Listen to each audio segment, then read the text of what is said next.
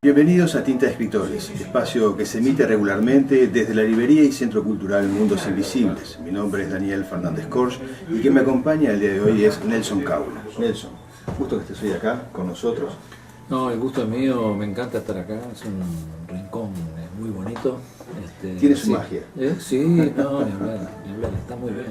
Y bueno, obviamente de reencontrarme contigo, esta vuelta intercambiando los roles, sí, porque hasta hace poco me tocó a mí entrevistarte a vos. En el Tungelé. Exacto.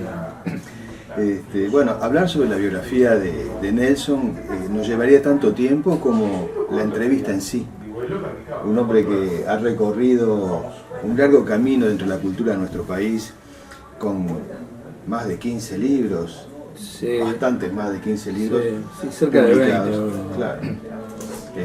Libros muy importantes también sobre nuestro prócer Artigas, sobre referentes políticos, libros muy interesantes todos, pero que en esta nueva producción Candombe Beat se aparta. Pero yo creo que se aparta, pero no deja de ser el Caula investigador y que plantea además un escenario, o sea, dentro del tema musical que nace en el Candombe Beat, finales de los años 50, no dejas también de mostrar una gran parte de lo que sucedía en nuestra sociedad. Porque a través de los distintos relatos, de las historias planteadas acá por Chichito Cabral, por Dino, por todas algunas intervenciones de otros documentos de Rada, no dejan mostrar aquella situación social que se vivía y que ellos tuvieron que enfrentar también. Se le está repasando mucho últimamente porque estamos en los 50 años del 68, Mayo francés, como se lo sintetiza, y se lo sintetiza bastante mal porque fue una sacudida juvenil muy desparramada en distintas partes del mundo.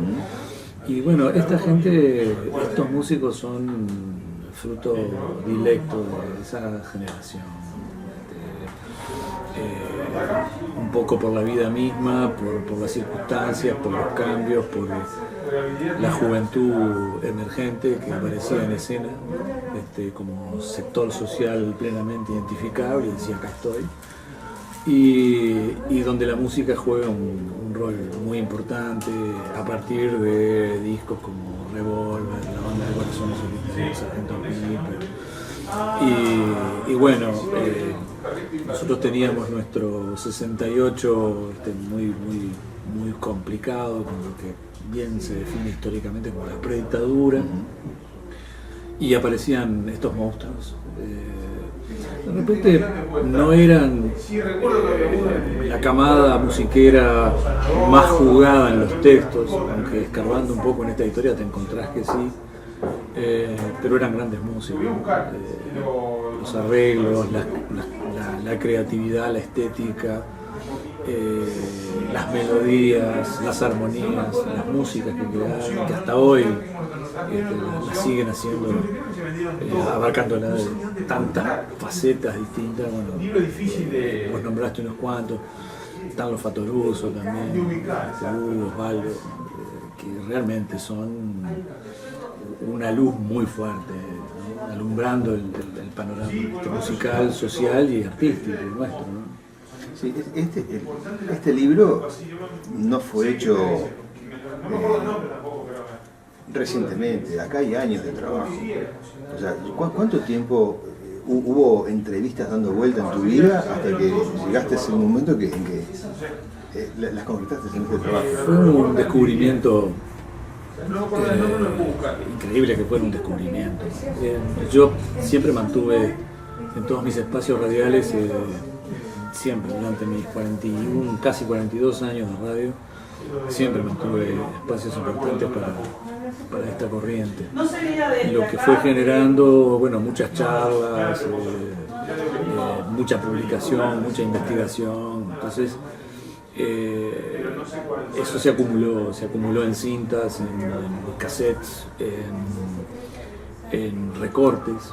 Eso fue lo más sorprendente. Yo soy un archivero de los temas que me interesan, totalmente enfermizo, y bueno, vivo recortando cosas de infinitas publicaciones. Y cuando se me ocurre un poco esta idea, que primero pensé en las cintas, en los cassettes, de coordinar todo eso, digitalizar todo eso, increíblemente me encuentro con unas 20 carpetas, más o menos, llenas de recortes, Mateo, Rada, Pato Luz, una cosa realmente impresionante, todas desordenadas, por eso era recortar y ver más o menos dónde encajaba el recorte, uno se agarraba un Rada y acá había un Mateo y un Jaime, bueno, todo ahí, ese era todo. O sea que tuve que procesar, ordenar esas carpetas, digitalizar esas cintas y a diferencia de mis otras publicaciones, no tuve que ir a un solo archivo en ninguna parte. Tenías todo. No tuve que ir a ninguna biblioteca, no tuve que ir a consultar ningún periódico, nada. Con esas carpetas y con esas grabaciones y las que las había hecho yo, además. Estaba todo. He dicho ya que acá llegamos a unas 350 páginas, pero con ese material tengo para unas 350 más. Sí, y entonces fue fascinante descubrir que tenía eso. Fue medio placentero también. Fue muy sufrido tener que transcribir esas cintas. Y después fue extremadamente placentero escribirlo. Quizás sea mi único libro que yo lo escribí entre noviembre del año pasado y marzo de que me negué a hacer lo que hago siempre, soy enfermizo también para las correcciones, de las contracorrecciones. Me parecía que, no sé, que tenía que tener un ritmo musical, o vaya uno a saber qué, un ritmo de candombe. Y lo dejé librado a las correcciones que me hiciera un equipo grande que hay en esta editorial de correctores, que solamente me pidieron que arreglara 4 frases en 350 páginas, lo cual me pareció fantástico. Y después sí, fue muy engorroso todo el tema de las cursivas, los márgenes, los tipos de letra, el tamaño, eso fue medio complicado. Pero te diría que lo disfruté muchísimo. Es uno de los libros que más he disfrutado. Bueno, lo musical te lleva un poco a eso. Y estos tipos increíbles con los que trato en el libro, que además son de un humor, de bohemia, extremada. Sí, la narrativa fluye con esa naturalidad que tú describís. Y el libro comienza con aquel recital emblemático del Cine Plaza, cuando se reúne OPA. Yo estaba ahí también. Y junto con lo que tú contás, me llamó poderosamente la atención encontrarme con un Jaime Ross, que era la primera vez que lo veía, y que hay un diálogo muy gracioso que no creían que era Jaime Ross, los propios Patorus. ¿Qué vas a hacer vos? Le decía, vos no sos Jaime Ross, le decía Hugo cuando lo ve. ¿No? Sí, está notable. Y el otro le decía, por favor, soy yo, sí, soy yo, Hugo, yo soy Jaime Ross. Sí, ese fue un evento que creo que nos marcó a muchos, especialmente a los seguidores de La Corriente, que estaban muy por debajo de lo que en ese momento estaba en auge, que era el canto popular, más de raíz folclórica y bastante urbana. Todo ese movimiento que surge por el año 77, 78, 79, en plena dictadura, eso estaba muy bien, tenía mucho público, llenaba muchas salas y además fue fantástico porque era una movida de resistencia a la situación terrible que estábamos viviendo. Pero bueno, los que amábamos el candombe beat desde que se inició con Mateo, con Rada, con el Quinto, con Totem, con toda aquella camada impresionante de los años 68 al 73 básicamente,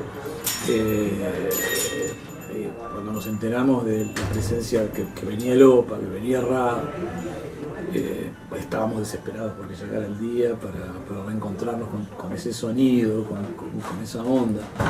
Entonces fue muy emblemático, porque además tenía que ver con un hecho que se suscitó a pocos meses del plebiscito del año 80, y bueno, había cierto entusiasmo en la gente, un entusiasmo para mi gusto un poco desmedido, porque después tuvimos que bancar unos cuantos años más y no fueron fáciles tampoco, la misma gente de Lopa y todos los que actuaron, que es otra anécdota bastante cómica, todos los que actúan esa noche terminan de actuar, se van a festejar al boliche que estaba en San José y Andes, en la esquina, que era un clásico, ahí se juntaba mucha gente del ambiente, y el boliche está lleno de todos los que actuaron, más un montón del público que había ido.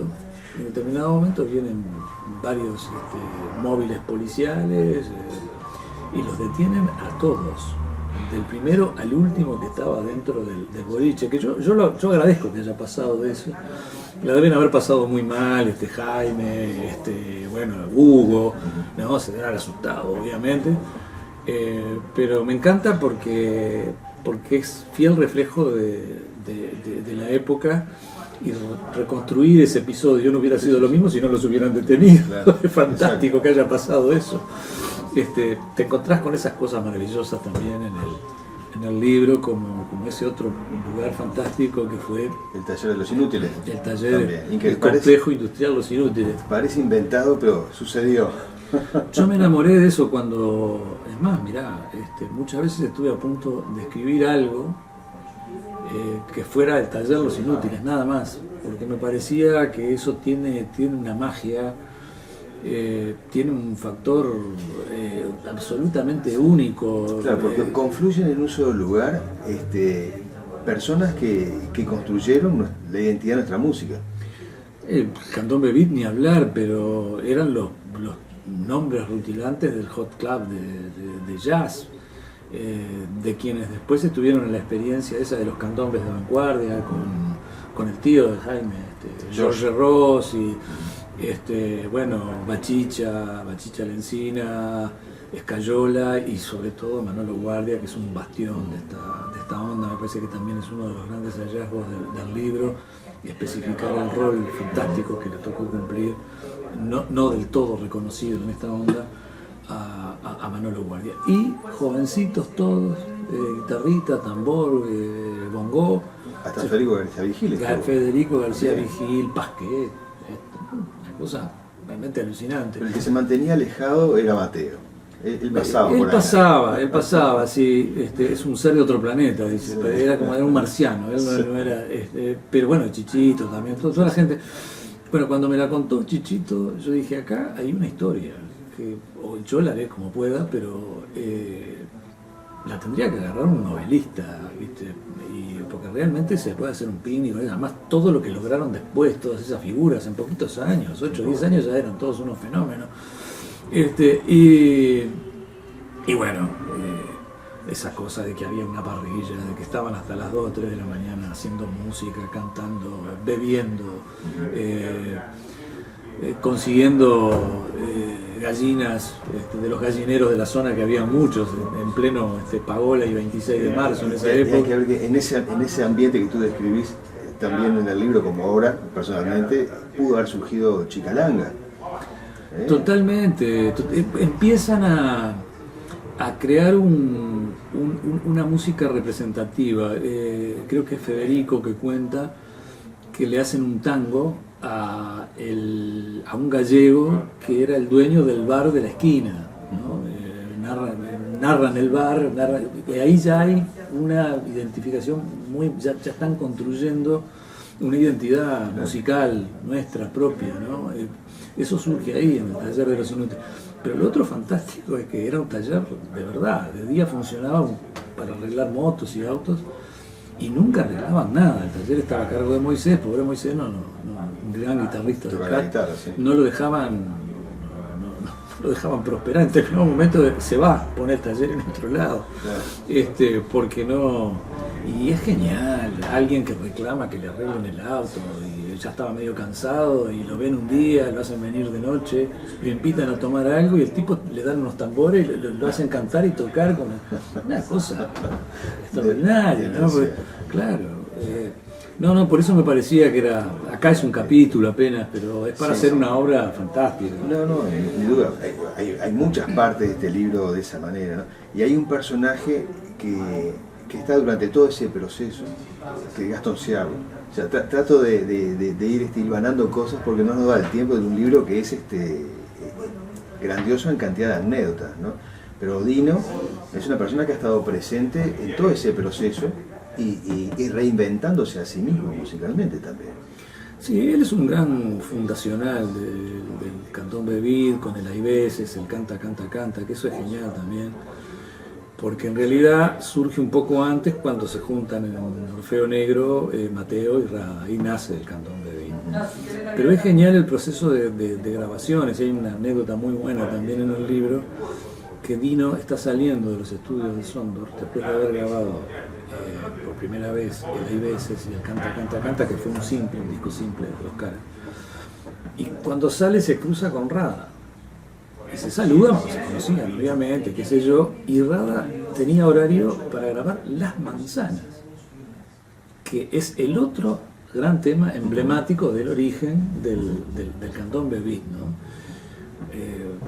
Se dan esas cosas, eso es maravilloso. No, y Dino sí, está muy presente Dino, acá tiene una gran presencia de Dino, y la tienen también Hugo y Osvaldo, ¿no? Porque había mucho, porque ellos estuvieron...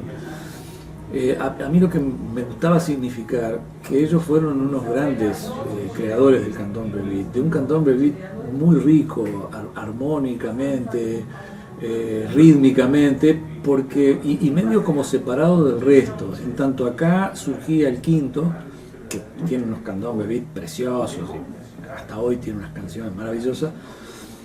Los Jakers estaban triunfando y estaban en Buenos Aires. Y habían puntos de contacto, pero en determinado momento ellos, en la conferencia secreta del Toto Bar, muy inspirada en la banda de Corazones Solitarios de Sargento Piper, largan aquellos temas candombe, más largos que el Ciruela, y ahí hay como otra pata importante del origen del candombe. Y al meterte con los Factoruso, obviamente tenías que ir al Hot Club, tenías que ir a los Hot Blowers, y ni hablar a lo que para mí es el punto culminante de toda esta historia, que es el OPA. ¿No? OPA yo creo que marca, no está del todo reconocido, o sea, quienes gustan de la música sí lo tenemos presente, pero sigue siendo un disco de una vigencia impresionante. La riqueza musical que tienen cualquiera de los dos discos, ¿no? Alas Doradas y el Montevideo. Sí, My Project. Proyectos Mentales, sí. Están considerados, creo que se inclinan un poquito más por el primero que por el segundo, pero está considerado como de los materiales más emblemáticos del funky en el mundo. Lo tienen señalado ahí como muy relevante en ese aspecto, ¿no? Y sí, también es muy de la época. Había un auge del jazz rock más que de la música de fusión. Después pasó a llamarse música de fusión, y ellos entran en eso con un sonido que en principio la gente preguntaba de qué parte de Brasil eran esos músicos. Entonces ahí aclaraban, ¿no? Lo asociaban un poco a Ayrton Moreira, sí. Esa onda, pero sabían que no era lo mismo, ¿no? Y bueno, mismo Ayrton se nutre mucho de la creatividad de ellos, ¿no? con el Finger sobre todo, ¿no? Eso siempre digo que fue el primer disco de OPA, más que un disco más de Ayrton. Pero sí, y bueno, y que lograran eso en esa parte del mundo, es como lo más a lo que podía llegar esa onda que se había generado un poco en el Río de la Plata, ¿no? Sí, pasando la mitad de los 60. El manejo de Hugo con los sintetizadores, ¿no? Es un trabajo una gran personalidad que realmente sigue impresionando el día de hoy, ¿no? Y bueno, y dentro de esas anécdotas, que hay muchísimas, está cómo Totem va a grabar su primer disco, en las condiciones que va a grabar su primer disco en Buenos Aires, y lo graban en una noche. Era muy común que se grabara en una noche, incluso acá. Las empresas de grabaciones no invertían demasiado. El sello de La Planta fue una cosa fantástica que inventaron entre los Abuchalfa y Carlitos Piris, porque aprovechando la presencia de Carlitos Piris como técnico de sonido en los estudios Sion, nada más y nada menos, Y ahí había un convenio que Carlitos Piris podía disponer de horas en la noche y en la madrugada, ¿no? Porque el resto del día estaba grabando todo el mundo. Y bueno, eso era lo que, si bien el segundo disco de Totem se grabó en el mismo lugar y ya tuvieron como una semana en vez de una noche, se usó un poco lo que se hacía acá en Uruguay en los estudios de Sondo, se grababa todo de golpe en una noche, con una diferencia que técnicamente Ion estaba mucho mejor y que no te das mucha cuenta de eso, a diferencia de otros grupos que sí grababan acá, es que el Totem estaba extraordinariamente bien ensayado. Antes de ir, salieron prácticamente de 6 meses de ensayo encerrados en el Hot Club sin tocar. Salieron de los ensayos a los estudios Ion a grabar el primer disco. Eso les dio una gran ventaja. Pero bueno, no contemos todo, dejemos que el público consiga este libro, editado por Penguin Random House, ediciones B. Y bueno, Nelson, ha sido un gusto tenerte hoy acá con nosotros y nos quedan 1000 historias, como está todo lo de los Shakers, todos los blancos y los oscuros. Sí. Es un Hicimos libro un poquito hincapié también en la increíble. gente del sindicato, con Casito de Crescencio y Miguel Livich, que también, para mi gusto, fueron muy importantes en la corriente y quizás sean de los menos reconocibles, ¿no? Así que había que poner un poquito. Pero para eso tenemos este gran libro, que aparte es el primero que abarca todo este periodo y uno puede disfrutarlo como lectura y tenemos la ventaja de poder leerlo y escuchar los discos además. Entonces, totalmente. Creo que no de la manera brinda, más fácil del mundo, sí. Que es conectar en internet, sí. Y listo. Y uno amplifica el conocimiento de este nuevo libro de Nelson Caule. Nelson, gracias por estar acá. Daniel, encantadísimo de haber estado acá contigo en este lugar tan lindo. Ojalá se repita pronto y bueno, y ojalá contemos también con tus producciones y tus trabajos en el Tundelé. Bueno. Un abrazo. Amigos, espero que hayan disfrutado así como lo hice yo de este encuentro con Nelson Caule en Tinta de Escritores. Muchas gracias.